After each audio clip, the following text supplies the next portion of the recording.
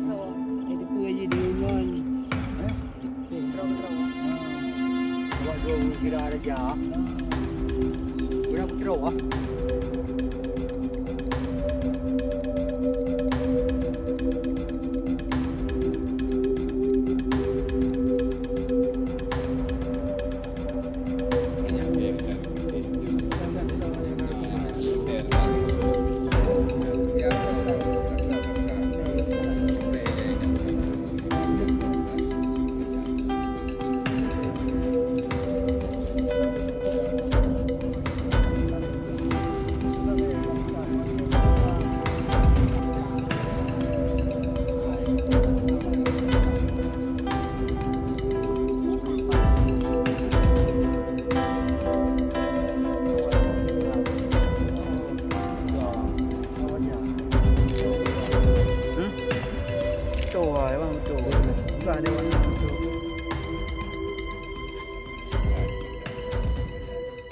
Kalau berdasarkan hasil pengamatan kita di lokasi ini, memang ada bekas luka yaitu di kaki kanan.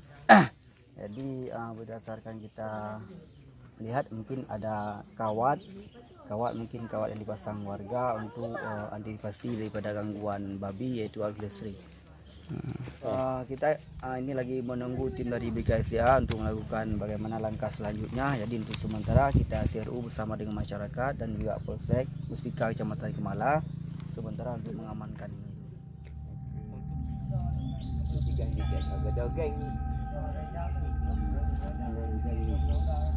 Ini muka kodok ni. Apa ini CBO tu kan?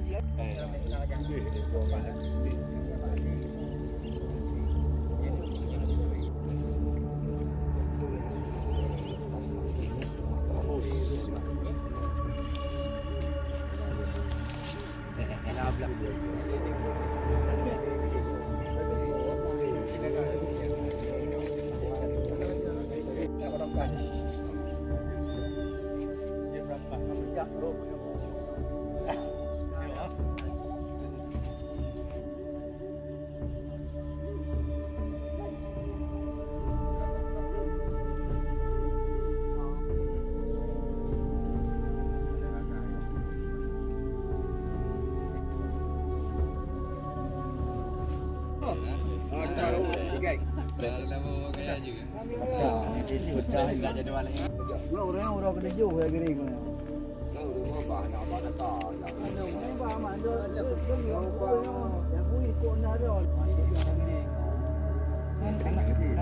Anak dia. Ada cat awak ya.